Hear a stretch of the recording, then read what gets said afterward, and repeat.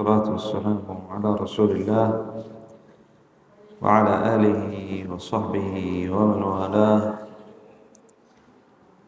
أما بعد، فمر معنا في الدرس المتقدم الكلام حول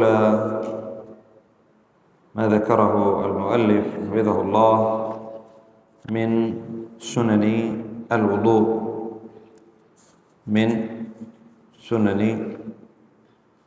الوضوء قال نواصل.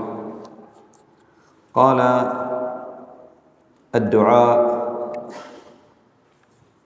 الوارد بعد الوضوء، أي من السنن أن تأتي بالدعاء الذي يكون بعد الوضوء. قال عن عمر رضي الله عنه قال: قال رسول الله صلى الله عليه وسلم: ما منكم من أحد يتوضأ فيبلغ أو فيسبغ الوضوء ثم يقول: أشهد أن لا إله إلا الله وأن محمدا عبد الله ورسوله، إلا فتحت له أبواب الجنة الثمانية يدخل من أيها شاء. هذا هو الثابت فقط: أشهد أن لا إله إلا الله وأن محمدا عبد الله ورسوله. أشهد أن لا إله إلا الله وأن محمدا عبد الله ورسوله. انظروا ماذا الأجر. قال: إلا فتحت له أبواب الجنة الثمانية يدخل من أيها شاء. قال: أو ما جاء في حديث أبي سعيد رضي الله عنه مرفوعا، وهذا لم يصح، إنما صح موقوفا: من توضأ ففرغ من وضوئه فقال: سبحانك اللهم وبحمدك، أشهد أن لا إله إلا أنت، أستغفرك وأتوب إليك، طبع الله عليها بطابع ثم رفعت تحت العرش فلم تكسر إلى يوم القيامة. طبع عليها بطابع كما ذكر في الحاشية، أي خاتم، طابع يختم، هذا هو الطابع. قال: وصحح إسناده ابن حجر رحمه الله وبين أنه إن لم يصح مرفوعا فهو موقوف، ولن يضره ذلك لأن له حكم الرفع، لأنه مما لا مجال فيه للرأي، أي هذا لا يمكن أن يأتي به الصحابي من تلقاء نفسه، لأنه ذكر وفيه فضيلة. قال: طبع الله عليها بطابع، هذا لا يمكن أن يقول صحابي، أن يقول أن هذا الدعاء بعد الوضوء وإذا قاله العبد أن الله عز وجل يطبع عليه بطابع، لا يمكن. إنما قد سمعه من النبي صلى الله عليه وسلم مما لا مجال للرأي فيه، أي لا يمكن أن يقوله برأيه الصحابي. قال: وليستحضر المسلم حينما يقدم على الوضوء، أي حينما يأتي ليتوضأ، يستحضر. بماذا يستحضر؟ قال: بأنه أقدم على عبادة فيها 3 فضائل عظيمة، فهي سبب في محبة الله تعالى له، وسبب في مغفرة الذنوب، وسبب في أن يكسى يوم القيامة حللا في مواضع وضوئه، فعندها يستشعر ما أقبل عليه لاستشعاره ما تورثه هذه العبادة من فضائل. عندما يأتي العبد إلى الوضوء ينبغي له أن يستشعر أن هذه عبادة أولا، لأن الله عز وجل أمرنا بها، وإذا أمر الله عز وجل بشيء فهو عبادة.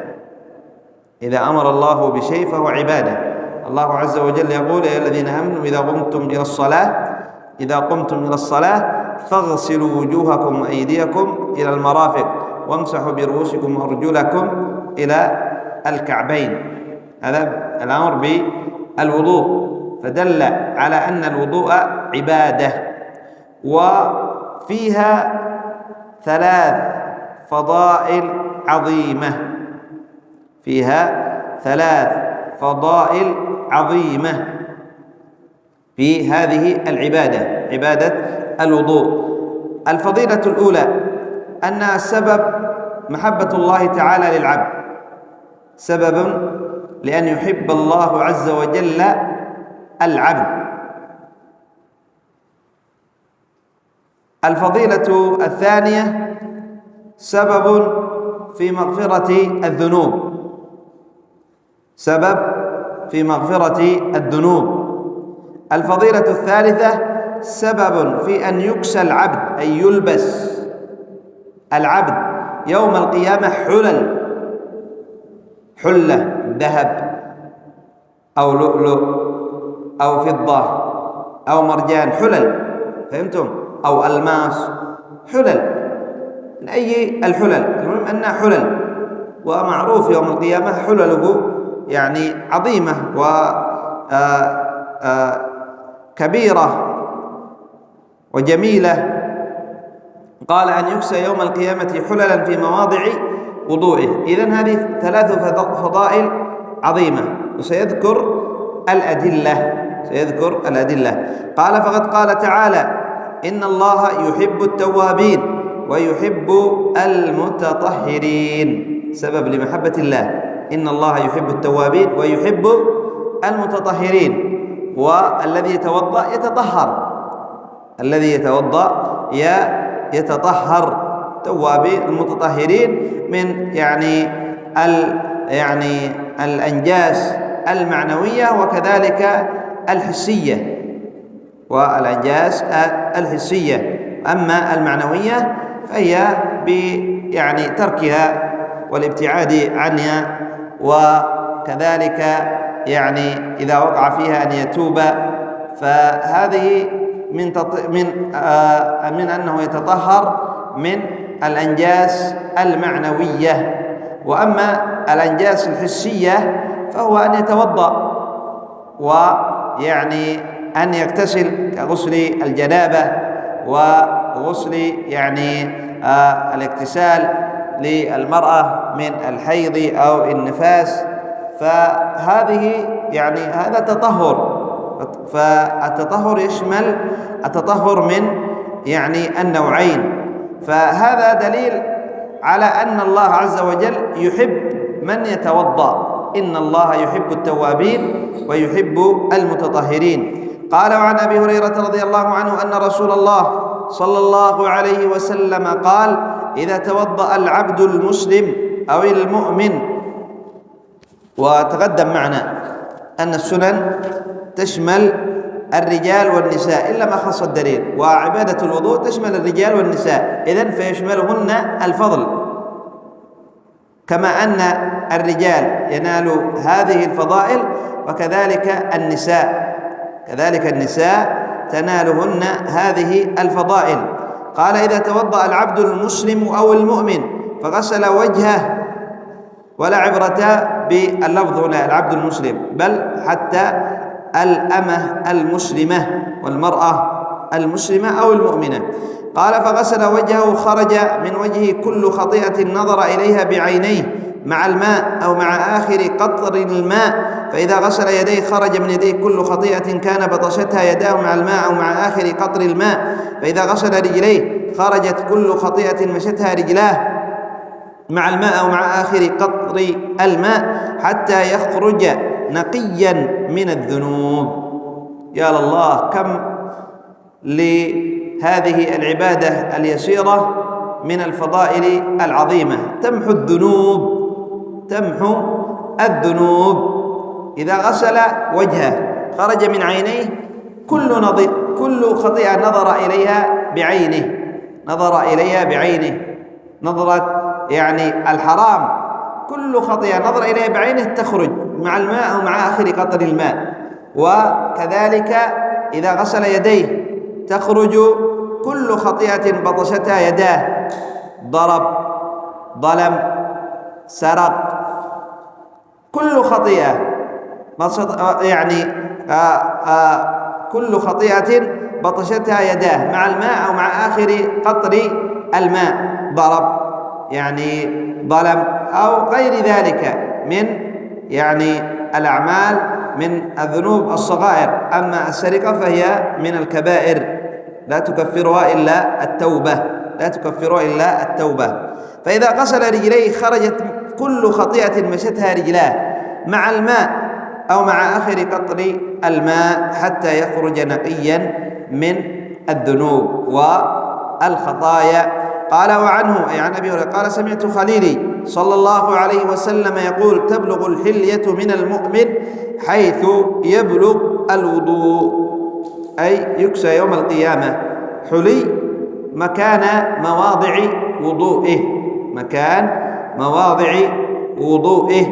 فدلت هذه الفضائل العظيمة على أنه ينبغي للعبد أن يكون دائما على طهارة، وأن يعني يعمل هذه العبادة، يكثر من هذه العبادة. عبادة الوضوء هي عبادة منفصلة، وكذلك مع يعني الصلاة لا تصح إلا بها.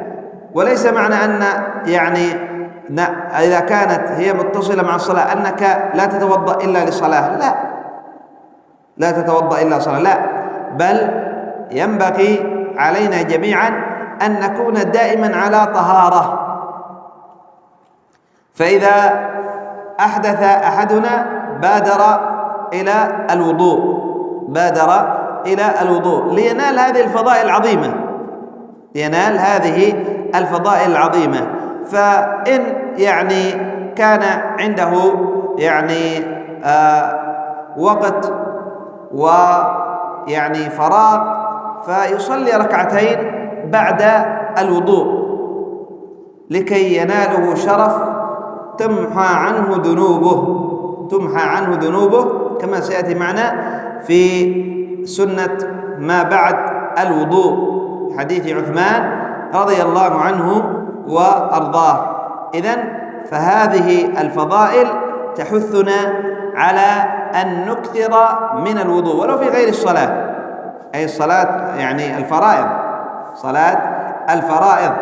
البعض لا يتوضأ إلا إذا جاءت الفريضة، إذا جاءت يعني الفريضة توضأ فيصلي الراتبة القبلية، وإذا كان يعني إذا كانت قبلية أو بعدية بهذا الوضوء فقط. لا، ينبغي أن يعني نكرر الوضوء، أن نكرر الوضوء لكي ننال على هذه الفضائل، كي ننال على هذه الفضائل. حتى ولو مثلا توضأ العبد لصلاة الضحى نافلة، يصلي صلاة الضحى الساعة مثلا 11 أو 11:30، توضأ صلى صلاة الضحى، جاء وقت صلاة الظهر، أذن المؤذن لصلاة الظهر وهو ما زال على وضوء، ينبغي له أن يذهب يتوضأ وهو ما زال على طهارة لم ينتقض وضوءه، لكن ينبغي له أن يتوضأ. لماذا؟ لكي ينال الأجر، لكي ينال هذه الفضائل. إذا توضأ إن الله يحب التوابين ويحب المتطهرين. إذا توضأ العبد المسلم أو المؤمن فغسل وجهه، وكذلك تبلغ الحلية من المؤمن حيث يبلغ الوضوء، فيجدد الوضوء.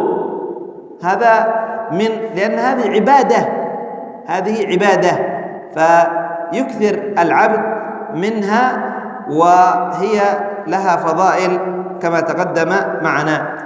قال القسم الثاني أي من السنن التي قبل الفجر، قبل وقت الفجر، قسمها إلى قسمين. القسم الأول ما بعد الاستيقاظ، والقسم الثاني قال القيام لليل والوتر.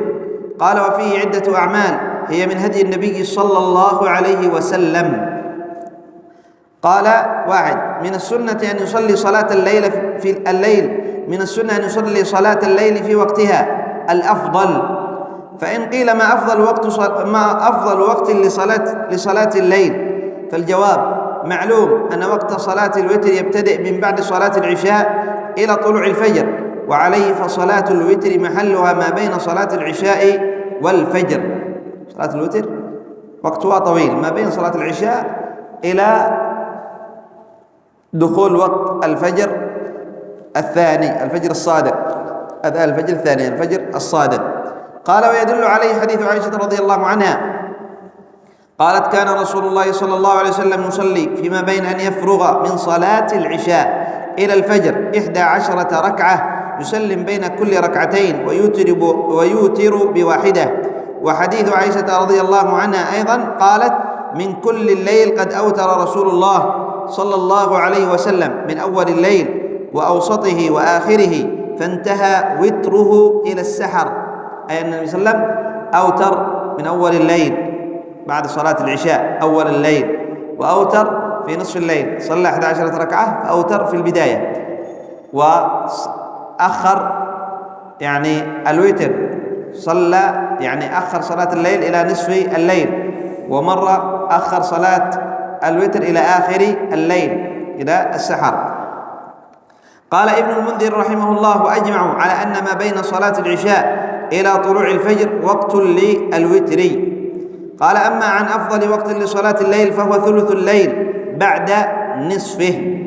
قال: والمقصود أن الإنسان يقسم الليل نصفين، ويقوم في الثلث من نصف الليل الثاني، وفي آخر الليل ينام، أي أنه يقوم في السدس الرابع والخامس، وينام في السدس السادس، وينام في السدس السادس، أي أن الإنسان يقسم الليل نصفين. الآن مثلا يعني بعد صلاة الليل يبدأ من غروب الشمس، من غروب الشمس، فمثلا غروب الشمس الآن 6:30، 6:30 أو 6:20، وإلى طلوع الفجر. الفجر كم الآن؟ 54 دقيقة، 54 دقيقة. طيب معك 7 8 9 10 11 12 1 2 3 4 10 ساعات ونصف، صح؟ 10 ساعات ونصف، اقسمها تكون 5 ساعات و15 دقيقة النصف. إذن نقول 6 7 8 9 10 11 و20، زد فوقها 15 دقيقة، يكون 11 و35، 11 و35 دقيقة. هذا نصف الليل، هذا نصف الليل.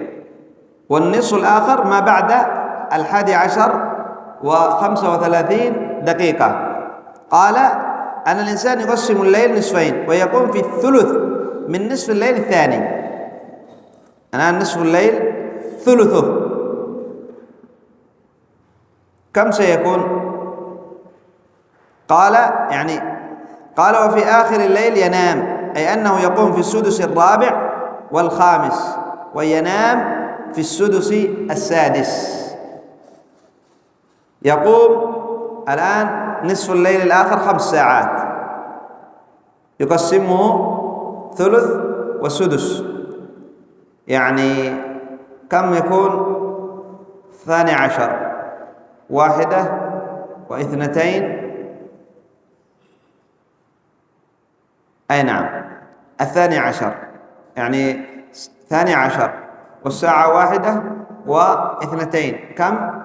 3 ساعات، 2 و35 دقيقة، يبقى معه 2 ساعات. هذا أقل.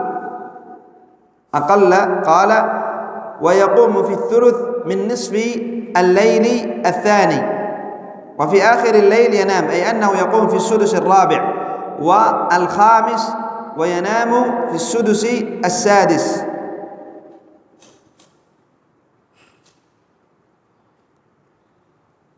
في السدس الرابع والخامس. إذا قسمنا الليل إلى 6 كم سيكون؟ 10 ونصف قسمة 6 ساعة،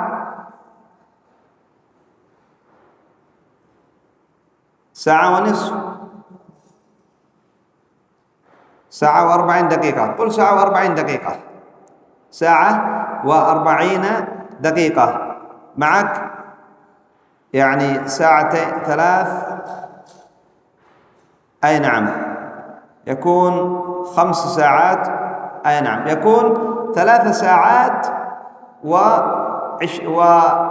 يعني 20 دقيقة. 12، 1، 2 إلى الساعة الثالثة إلا 5 دقائق يقوم. هذا هو أفضل وقت لليل، على تقسيم من الساعة 11 و35 دقيقة إلى الساعة 2:55 دقيقة. هذا هو أفضل وقت الليل. ثم بعد ذلك ينام في السدس الآخر، ينام، لأن النبي صلى الله عليه وسلم قال أفضل قيام الله داود، أفضل صيام الله داود، كان يصوم يوما ويفطر يوم. وأفضل قيام الله داود كان ينام نصف الليل ثم يقوم ثلثه ثم ينام سدسه، فآخر الليل تنام. هذا يعني أفضل وقت لقيام الليل. من فهم؟ وإلا إن شاء الله. قال ويدل عليه حديث عبد الله بن عمر قال ذكر الحديث قال رسول الله صلى الله عليه وسلم إن أحب الصيام إلى الله صيام داود، وأحب الصلاة إلى الله صلاة داود، أي الليل، صلاة الليل وصيام النفل. كان ينام نصف الليل ويقوم ثلثه وينام سدسه، وكان يصوم يوما ويفطر يوما. لو أراد الإنسان تطبيق هذه السنة فكيف يكون حسابه لليل؟ يحسب الوقت من غروب الشمس إلى طلوع الفجر، ثم يقسمه إلى 6 أقسام. 3 أقسام الأولى، هذه النصف الأول من الليل. يقوم بعدها، أي يقوم في السدس الرابع والخامس، لأن هذا يعتبر ثلث، ثم ينام في السدس الأخير وهو السدس السادس. ولهذا عائشة رضي الله عنها قالت ما ألفاه السحر، أي النبي صلى الله عليه وسلم، عندي إلا نائما، أي في وقت السحر ما يكون إلا نائم، لحديث عائشة قالت ما ألفاه، أي ما أجد النبي صلى الله عليه وسلم في السحر، في وقت السحر، عندي إلا نائما. إذن أفضل وقت لصلاة الليل هو يعني تقسم 6 أقسام: السدس الرابع والسدس الخامس. وأما السدس السادس تنام لأجل أن تتنشط لصلاة الفجر.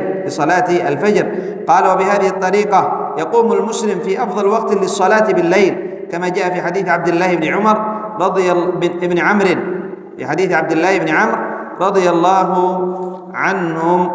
الله عنهما السابق. عبد الله بن عمرو بالعاص إن أحب الصيام إلى الله صيام داود، وأحب الصلاة إلى الله صلاة داود. نكتفي بهذا القدر إلى هنا. سبحانك اللهم وبحمدك، أشهد أن لا إله إلا أنت، أستغفرك وأتوب إليك.